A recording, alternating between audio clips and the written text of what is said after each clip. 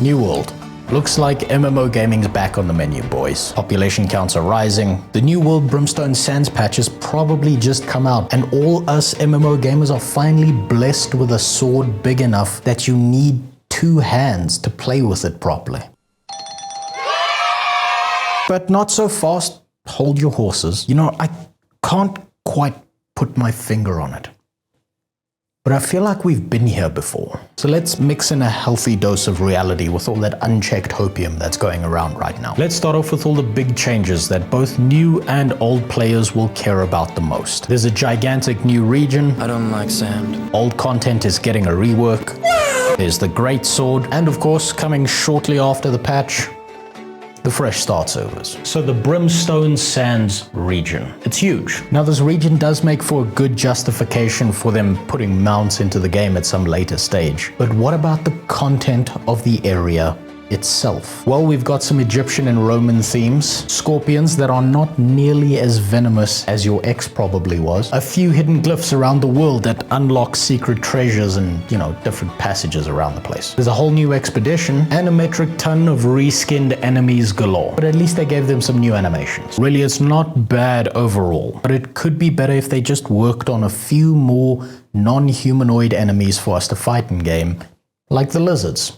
They're pretty cool. A few more patches like these with different enemy variety, and we might actually have something that's fairly unique. And with this new area comes new story, and hopefully one that's far more engaging than the one we've had so far. But don't worry, you won't have to wait until level 60 to start experiencing some form of lore, because the starting level range up to level 25 is getting a revamp and a rework. So now at least you'll have some idea of exactly how tight those leather pants are on Isabella before you kill her. You'll also get to see some updated towns and buildings alongside some faction-specific locations. So no more homelessness for your faction, no more generic copy-paste towns that have just been rotated a little bit to look a little different, and a lot less repetitive visuals when entering a city. Let's hope this trend continues. And then the addition most people care about, the Great Sword. You know, at the rate that they're going with these weapon updates, we might actually see dual wielding by 2027. So yes, the weapon's awesome, but I wish they would hurry the hell up with more of them. Now, supposedly this thing is supposed to be a damage/tanking weapon, especially since it scales equally with both dex and strength. But it's a tanking weapon in the same way that the Void Gauntlet is a healing weapon. Sure, it does add a lot of build variety to the game, but you don't want to be going into expeditions thinking that you're going to tank the whole thing without pulling out a sword and shield. And finally, there's hot, wet, sexy fresh start servers in your local area waiting for you to play with them. It'll be just like New World is launching all over again, except this time around things won't go horrifically wrong. Everyone starts fresh, there's no server transfers allowed, and you're all leveling together. So it shouldn't be impossible for you to get a group together, one of the low-level expeditions in existence like the Amarine Excavation. All of this so far sounds pretty good, right? It's likely to bring back old players as well as bring in some new ones too, especially because the leveling experience of the game is likely to be a far better one than the one we got on launch about a year ago. But here's just about the moment where I've got to come along and take a crap in your cornflakes. All of this sounds so good so far, and who wouldn't want a better game to play in than the one you originally paid for? But just keep in mind that you would have to be an Olympic gold medalist in mental gymnastics to even think that this game launched in a state that was even close to acceptable. And despite the AGS dev team's best efforts, there's still a lot of problems that plague this game that have been here since launch. Now, there are a lot of people who are going to be Amazon apologists about this, but I can promise you that there are still a ton of duped items that were never located and deleted. Then there's all that unchecked, concentrated gold and power that companies and their corresponding shells holding both Windswood and Everfall have accrued over the last few months. That unfortunately doesn't just magically go away overnight because a fix is implemented now. It's likely that any server that went through this that's still alive is going to be facing the knock-on effects of this for a very long time. On top of that, need I remind you that you can only have 2,500 players per server? To put that into perspective, if every single person currently subscribed to this channel played New World, we couldn't be in the same server together. This one might actually be New World's biggest unresolved issue right now. Whenever something interesting is happening in-game, there are more people in queues waiting to play than actually playing. And as nice as new servers are, the true solution is a larger server population cap. We are trying to play an MMO and not an MO after all. Especially when you consider that we still don't have any implementation for cross-server play. And as many bugs as the AGS dev team has fixed, there are still a ton that require resolution. One particular bug that's been driving me across the map recently is a speed bug that, to the release of this video, is still irritating me. I'm not even trying to break the game. I'm not even attempting to exploit it. And still somehow I keep activating the speed bug without even meaning to. And you're smoking some real high-grade copium if you think that this game doesn't have a bunch of bots, exploiters, and dupers just waiting in the shadows, waiting for this game to regain popularity. They'll bide their time until this game reaches a more sustainable, higher level of population before they emerge, dick in hand, ready to fuck the fun right out of this game again. It doesn't take a genius to realize that there are fewer bots in the game currently because they are just far more popular, far larger MMOs that they can make a profit off of botting from. But that could change overnight if New World starts spiking in population player count. And the worst part is that most of these bot farms already have their code set up and ready to execute because they were here before and vanish. But they'll just come back, maybe do a little update if it's required, and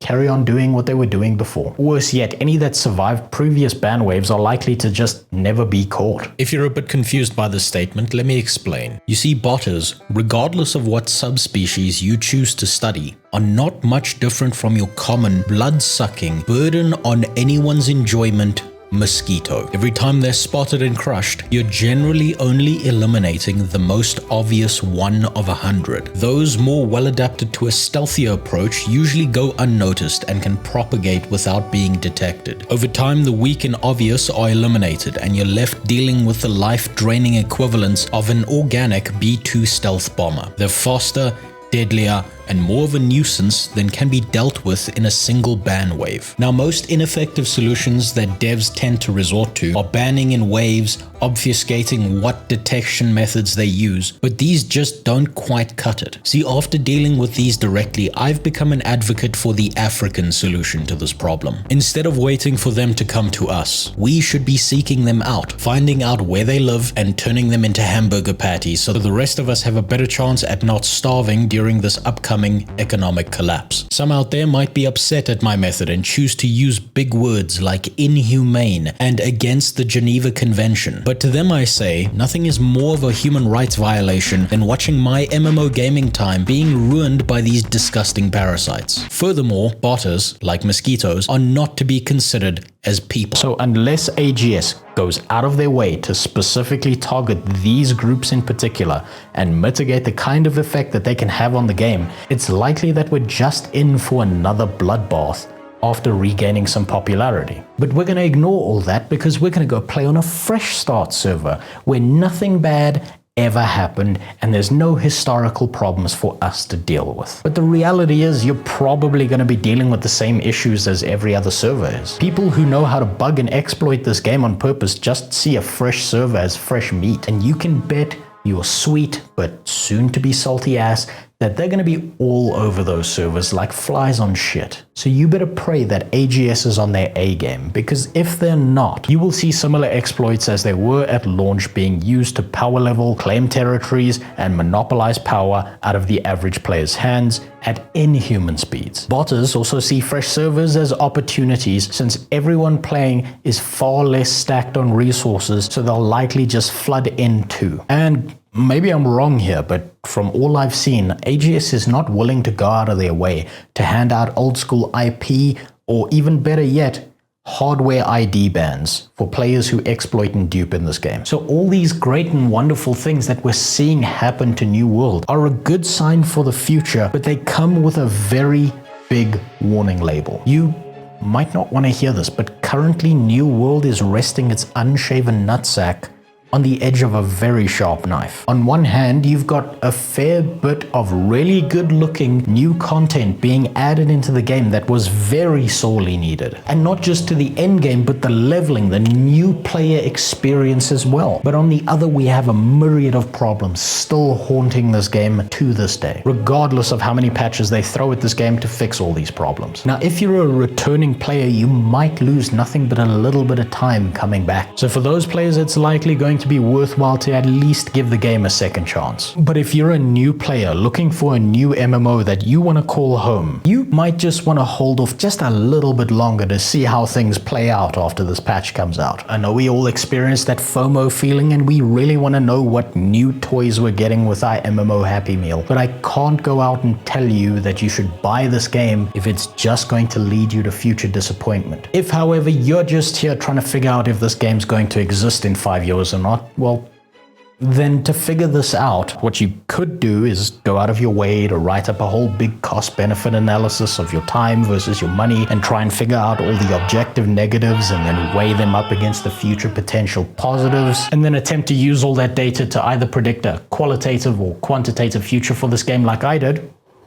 But it's far simpler than that. Most players, both old and new, care about one thing and one thing only. Is the game fun to play? And they're not wrong to think that way. Sure, all the bugs, problems, content, and playability feed into all of that. But when it comes down to brass tacks, it's about whether the large majority of your players are enjoying the majority of the time that they spend in-game having fun, or whether they just hate the experience. Try and look at things on a more macro scale. Most players are not playing this game with the intention of exploiting, duping, botting, or even criticizing any inconsistencies they see in the story. I mean, just take a look at the Assassin's Creed franchise if you don't believe me. Mostly, people just want a personally satisfying experience and nothing more. And now to completely cop out and giving you an answer with all of that said, the only truthful answer you will be able to get out of me or anyone else who isn't trying to lie to your face is that only time will tell. Now, look, I know that feels like you've just been given the old spank and tickle and no one's come along to finish you off, so if you want me to speculate, I'd say I keep swaying between cautiously optimistic and mildly pessimistic, all dependent on what piece of information I'm looking at on any given day. The dev team has shown at least some competence in both fixing their game and listening to their players, and currently they've got very little to lose. Keep in mind, AGS could close up shop right now and walk away while still in massive profits from the initial release, instead of soldiering on and going on a very costly song and dance about how much better their game is now. Not only that, but time is on their side. The further away this game gets from its apocalypse of a launch, the more likely people are to forget what went wrong and the more mitigated old problems become on each server. But, and this is a gigantic but, all those duper accounts that were never caught are just sitting there on a metric fuck ton of resources. And yes, they do exist, I've confirmed this for myself. If we're lucky, a lot of those duper accounts just lost interest in the game and are never coming back. If we're unlucky, they're gonna dump all those resources and just ruin the market economy all over again. Now, if you were to couple that problem with a sudden influx of bots, just as the game starts to peak again in popularity, it could bring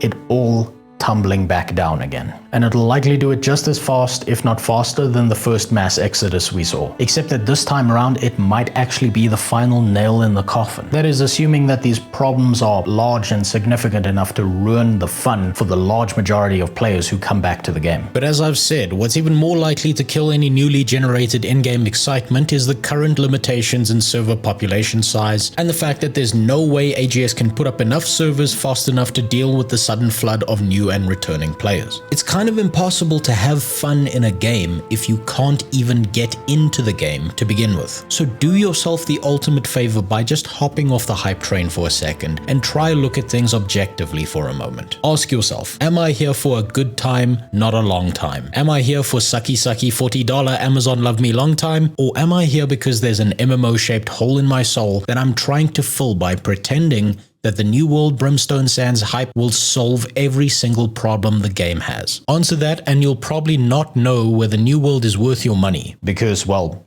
it is.